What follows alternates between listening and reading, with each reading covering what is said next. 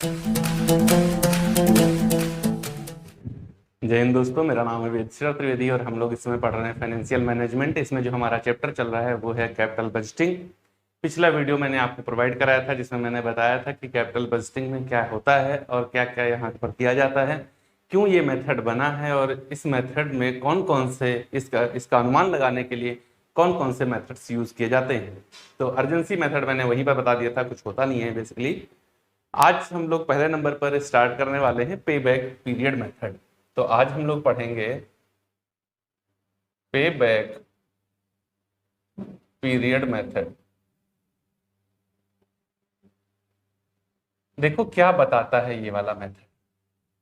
सबसे पहले देखो क्या कहा, मेथड मतलब एक ऐसी पद्धति, क्या एक ऐसी पद्धति जिसमें इस बात का पता लगाया जाता है कि जो कुछ मैंने पे किया है, क्यों पे किया है, किसी एसेट्स को पाने के लिए, किसी एसेट्स को पाने के लिए जो मैंने पे किया है वो कितने समय में, वह कितने समय में मेरे पास वापस आ जाएगा, मेरे पास वापस आ जाएगा। बस इसी को कहते हैं पे बैक पीरियड मेथड, और कुछ थोड़े।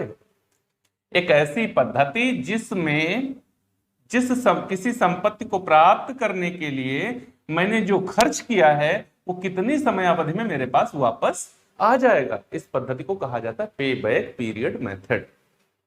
मोस्ट इंपॉर्टेंट टॉपिक है ये एग्जामिनेशन के पॉइंट ऑफ व्यू से, क्योंकि इससे रिलेटेड क्वेश्चन लगभग प्रत्येक वर्ष पूछा जाता है। ओके, अब बात आती है कि कैसे वापस आ जाएगा। अरे इसमें क्या है, मान लो कोई एसेट्स आपने 20 लाख रुपए की खरीदी, कितने खरीद ली, 20 लाख रुपए की खरीद ली। अब यहां से क्या हो रहा है, ये एसेट्स आपको 4 लाख रुपए प्रत्येक वर्ष कमा करके देगी।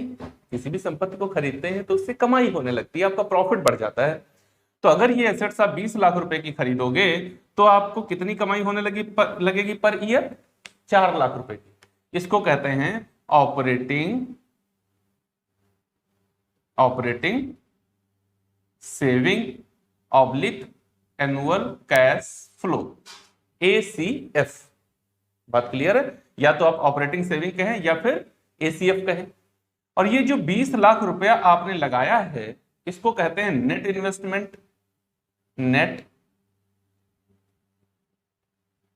इन्वेस्टमेंट और इनिशियल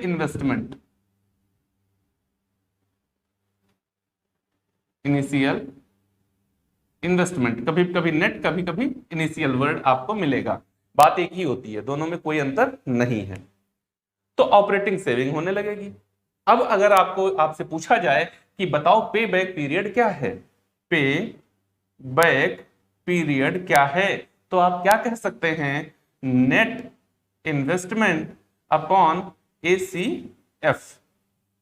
क्या कह सकते हैं, नेट इन्वेस्टमेंट अपॉन ACF। अर्थात 20 लाख रुपया मैंने लगाया, कितना लगाया, 20 लाख रुपया मैंने लगाया और 4 लाख रुपए का प्रत्येक वर्ष यहां से रिटर्न हमें मिल रहा है। इसका मतलब है ये 4 जीरो हटा दीजिए, ये 4 जीरो हटा दीजिए, हमको 5 वर्ष लग जाएंगे जो पेमेंट मैंने किया है उसको वापस मेरे पास आने के लिए। बस हो गया पे बैक पीरियड मेथड, यही है पे बैक पीरियड और कुछ नहीं। लेकिन अब यहां पर आप देखो 20 लाख लगाओगे तो प्रत्येक वर्ष 4 लाख मिल जाएगा, ये जरूरी नहीं। प्रत्येक वर्ष 4 लाख ही मिलेगा ये कतई जरूरी नहीं, आपको आगे भी कुछ टुकड़ों में कम ज्यादा भी मिल सकता है। ऐसा जरूरी थोड़े कि प्रत्येक वर्ष 4 लाख मिलेगा, ऐसा कतई नहीं है। तो हो क्या सकता है, पे बैक पीरियड मेथड में 2 मेथड बनेंगे। क्या, नंबर 1 बनता है हमारा इफ ACF इज इक्वल, दूसरा क्या बनेगा,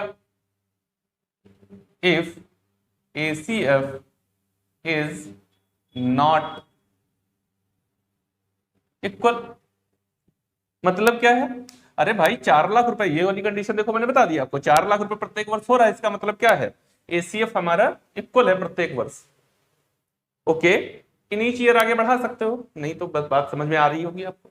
ऐसा। लेकिन हो सकता है एसीएफ आपका इक्वल ना हो, ईयर और ACF first second third fourth fifth six seventh eighth ऐसे दिया हो, है ना। और उसके साथ ही साथ आपको बोला जाए कि एसीएफ कितना हो रहा है हमारा, यहां पर हो रहा है 2 लाख रुपए,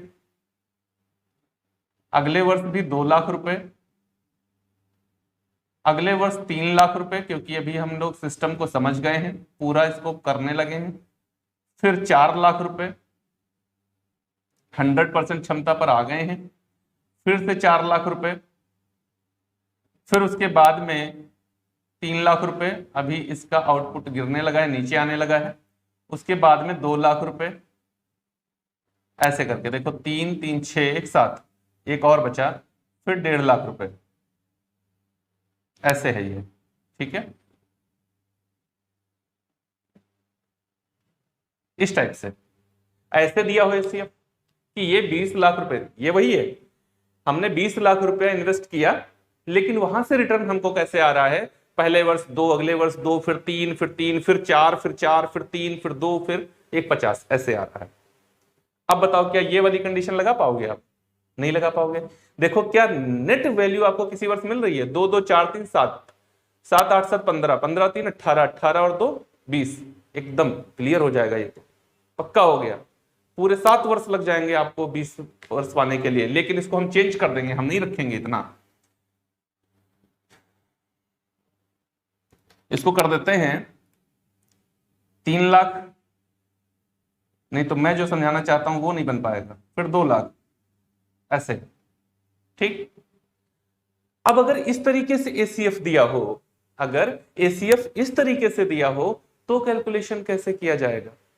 तो कैलकुलेशन कैसे किया जाएगा, देखो यहां हम लोग 20 लाख रुपए के लिए जाएंगे, तो क्या करेंगे, एक और कॉलम बना लेते हैं, उसको कहते हैं CACF, cumulative annual cash flow, CACF मतलब कम्युलेटिव एनुअल कैश फ्लो। देखो कैसे होता है ये, यहां 2 लाख रुपए आए, ठीक है, फिर अगले वर्ष 2 आए तो कितना हो गया 4, पिछली वैल्यू जोड़ते चलो, फिर 4 3 7, फिर 7 4 11, 11 4 15, 15 3 18, 18 और 3 कितना होगा 21, और 21 और 2 23, कितना होगा 23 लाख रुपए, इस टाइप से। तो अगर हमारा एसीएफ इक्वल नहीं है तो हमको क्या देखना चाहिए कि हमारा 20 लाख कहां पर पूरा हो रहा है। तो हम देख रहे हैं कि हमारा 7वें वर्ष में 20 लाख पूरा हो रहा है, लेकिन 7वां वर्ष हम पूरा नहीं ले रहे। अगर 7वां वर्ष हम पूरा ले लें तो हमारे पास में 21 लाख रुपया हो जाता है। कितना हो जाता है 21 लाख रुपया, एक जीरो कम है, 21 लाख रुपया, है ना। और हमको कितना चाहिए 20 लाख रुपया चाहिए। हमको क्या चाहिए, वो अवधि चाहिए जिसमें मेरे द्वारा चुकाया गया पैसा मेरे पास वापस आ जाए। तो मैंने कितना चुकाया था 20 लाख। अब कैसे कैलकुलेशन करेंगे, तो अगर ऐसी कंडीशन हो तो यहां पर पे बैक पीरियड बराबर completed year plus completed year plus initial investment,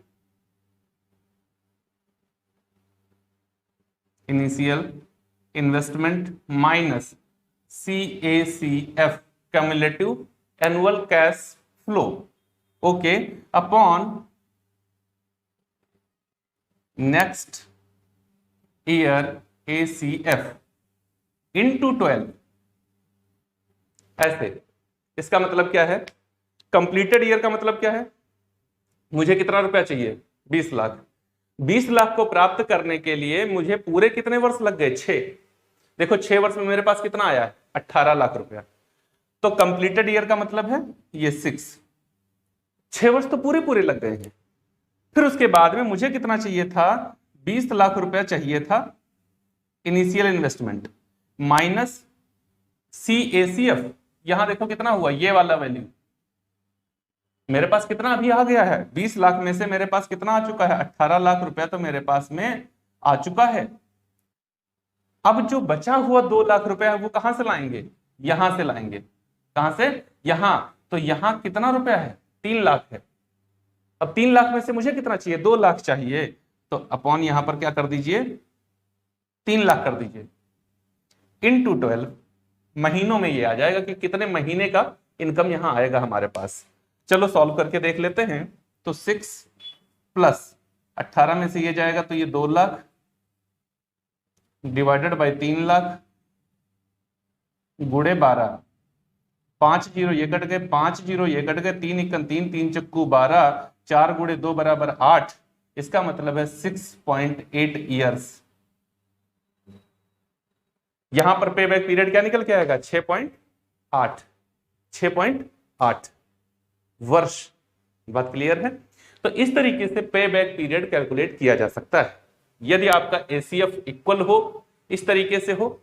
देखो कंडीशन क्या है? एसीएफ इक्वल है। अगर एसीएफ इक्वल हो तो इस तरीके से इसको कैलकुलेट किया जा सकता है। लेकिन अगर एसीएफ इक्वल नहीं है, इस तरीके से दिया गया है, अलग अलग वैल्यूज दी है, तो फिर हम लोग क्या करेंगे? इस तरीके से ये वाला फॉर्मूला लगा करके इसको पे बैक पीरियड को कैलकुलेट कर सकते हैं। अब बात आती है कि पे बैक पीरियड में डिसीजन मेकिंग कहां है? आप तो कह रहे थे कोई क्वेश्चन नहीं होता है, डिसीजन मेकिंग होती है। कहां डिसीजन मेकिंग? अरे देखो यहां पर जब हम आ रहे हैं तो ये कितना वर्ष लग रहा है? 5 वर्ष लग रहा है। वो क्वेश्चन को मैंने सेट किया है, इस वजह से कुछ अलग हो गया है ना। खैर, जब 2 अलग अलग प्रोजेक्ट पर काम किया जाएगा तो अलग होगा, एक ही प्रोजेक्ट पर रहोगे तो एक ही जैसी वैल्यू होगी। तो देखो कितना लगा? 5 वर्ष लगा। कितना लगा? 5 वर्ष। इसका मतलब है जो पेमेंट मैंने किया है वो कितने दिनों में मेरे पास वापस आ जाएगा? 5 वर्ष। तो इससे एक अनुमान हो जाता है कि जो पेमेंट मैंने किया है वो कितने दिनों में मेरे पास आएगा, अर्थात रिस्क की लेवल क्या है मेरे पेमेंट पे। रिस्क की लेवल, अरे यार पैसा जितना दिन मार्केट में फंसा पड़ा रहेगा रिस्क उतना ज्यादा होगा आपके ऊपर, क्योंकि एब्सोलेंस भी होता है। अप्रचलन हो गया। जो संपत्ति आपने बनाई थी, जो असेट्स आप लेके आए थे, वो अब अप्रचलित हो गई, मार्केट से बाहर हो गई, और अभी पूरा पैसा उससे हमको मिल नहीं पाया है। तो क्या होगा? आप लॉस में चले जाओगे। होगा कि नहीं होगा?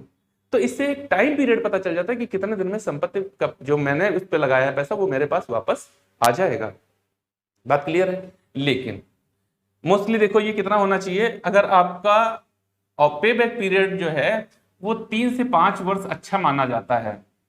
मोस्टली कई क्वेश्चन ऐसे देखेंगे जिसमें ये 3 ही वर्ष अच्छा माना जाता है। आइडियल लेवल तो यही है, ये आपका आइडियल लेवल यही है, ठीक है ना। 5 वर्ष नहीं, लेकिन 3 से 5 वर्ष हो तो ठीक होता है। हाँ, अब अगर 5 वर्ष से भी आगे निकल जाए तो उस संपत्ति को कभी खरीदना नहीं चाहिए। पे बैक मेथड कहता है इस संपत्ति को कभी नहीं खरीदना चाहिए। लेकिन अब देखो इसकी कमियां क्या है। कमियां, सबसे बड़ी कमी क्या है? ये सिर्फ ये बताता है कि कितना जो पैसा मैंने लगाया है वो कितने दिन में मेरे पास वापस आ जाएगा। इसके बाद ये किसी भी संपत्ति पर आगे नहीं जाता। ये सिर्फ ये बताता है कितना जो पैसा मैंने लगाया वो कितने दिन में मेरे पास आ जाएगा, और इसके बाद कुछ नहीं बताता, है ना। जबकि उतने ही समय में संपत्ति नष्ट नहीं हो जाएगी, संपत्ति के बाद भी अर्निंग हमको देगी, लेकिन ये मेथड उसको नहीं बताता। दूसरी चीज, हो सकता है कि संपत्ति काफी यूजफुल हो हमारे लिए, लेकिन उससे जो प्रोडक्शन हमको मिल रहा है, जो आउटपुट हमको मिल रहा है, जो कैश फ्लो हमको मिल रहा है, वो शुरुआती दिनों में अच्छा ना हो, लेकिन 20 वर्ष तक मान लो वो संपत्ति हमारे लिए काम करती रहेगी और लगातार हमको प्रॉफिट वो देती रहेगी। तो ऐसी संपत्ति क्या हमारे लिए यूज की नहीं होगी? अच्छी होगी। लेकिन ये मेथड इस तरीके से उसको इग्नोर कर देगा, कहेगा नहीं भाई इस पर तो हमको काम ही नहीं करना चाहिए। ये मेथड कहता है 3 से 5 वर्ष बहुत है। तीसरा जो सबसे महत्वपूर्ण इसका दोष है वो क्या है? ये प्रेजेंट वैल्यू ऑफ मनी पर बिल्कुल भी फोकस नहीं करता। आज तुमने कितना लगाया? 20 लाख। 5 वर्ष में अगर 20 लाख तुम्हारे पास वापस आ रहा है तो मान के चलो वो 20 लाख नहीं है। जो कितना होगा? 10% की गिरावट 5 वर्ष में तो पक्का है, आ ही जाएगी वैल्यू ऑफ मनी में। मतलब 20 लाख रुपए जो तुमने आज लगाए हैं, अगर ये 5 वर्ष बाद मिले तुमको तो 10% की गिरावट पर मान लो ये 90% ही तुमको मिलेगा। मतलब आज की डेट में अगर उसका हम वैल्यू करेंगे जाके तो वो 18 लाख रुपए से ज्यादा नहीं होगा। और ये कहता है जितना मैंने लगाया था वो वापस आ गया। कहां वापस आ गया? वैल्यू ऑफ मनी डिक्रीज होती रहती है, घटती रहती है, उस पर तो तुम ध्यान ही नहीं दे रहे हो। तो ये 3 महत्वपूर्ण दोष हैं इसके, जिनकी वजह से ये मेथड बहुत अच्छा नहीं हो पाएगा। लेकिन कहते हैं ये साइंटिफिक मेथड होता है, सबसे ज्यादा लोकप्रिय मेथड यही है, एग्जामिनेशन के पॉइंट ऑफ व्यू से भी यही मेथड सबसे बढ़िया है। तो कैसे अच्छा हो जाएगा? देखो, ऐसा कोई इस धरती पर जन्मा नहीं है जिसके अंदर दोष नहीं है। हर व्यक्ति के अंदर दोष है, हर पद्धति के अंदर दोष है, लेकिन यदि उस पर कुछ अतिरिक्त काम करके उस दोषों को दूर कर दिया जाए तो वही पद्धतियां और वही व्यक्ति बहुत अच्छे हो सकते हैं। जरूरत होती है कुछ अतिरिक्त काम करने की, तो इस पद्धति में भी कुछ अतिरिक्त काम किए गए हैं। उन अतिरिक्त कामों को देखेंगे कि क्या अतिरिक्त काम किए गए। तो जब हम लोग पे बैक पीरियड मेथड में और आगे चलेंगे तो 3 चीजें और आएंगी। वो क्या होंगी? तो हम लोग आगे इसमें पढ़ेंगे। नंबर 1 पर 3 मेथड और आए इसके अंदर। वो एक पहला आया हमारा डिस्काउंटेड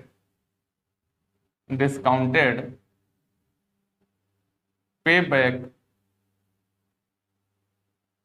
पीरियड मेथड। दूसरा हम लोग पढ़ेंगे पोस्ट पे बैक पीरियड मेथड। और तीसरा पढ़ेंगे पोस्ट पे बैक इंडेक्स। देखो वो जो 3 दोष बताए थे तीनों दूर हो जाएंगे जब हम इन तीनों को पढ़ लेंगे। तो जब हम discounted pay back period method पढ़ लेंगे, पोस्ट पे बैक पीरियड मेथड पढ़ लेंगे और पोस्ट पे बैक इंडेक्स पढ़ लेंगे तो वो सभी दोष जो हमने बताए हैं पे बैक पीरियड मेथड के वो दूर हो जाएंगे। तो हम लोग मिलेंगे अपने अगले वीडियो में और उसमें देखेंगे इन 3 पर चर्चा करेंगे कि इनको कैसे कैलकुलेट किया जाता है और कैसे इनके माध्यम से डिसीजन मेकिंग करी जाती है। यदि ये वीडियो आपको अच्छा लगा है तो लाइक करें, अपने दोस्तों के साथ में भी साझा करें। यदि हमारा चैनल सब्सक्राइब नहीं किया हुआ है तो कर लीजिए और बेल आइकन को जरूर प्रेस कर लीजिए ताकि आने वाले वीडियोस का नोटिफिकेशन आपको आसानी के साथ मिल सके। हम लोग मिलेंगे अपने अगले वीडियो में और नए क्वेश्चन के साथ।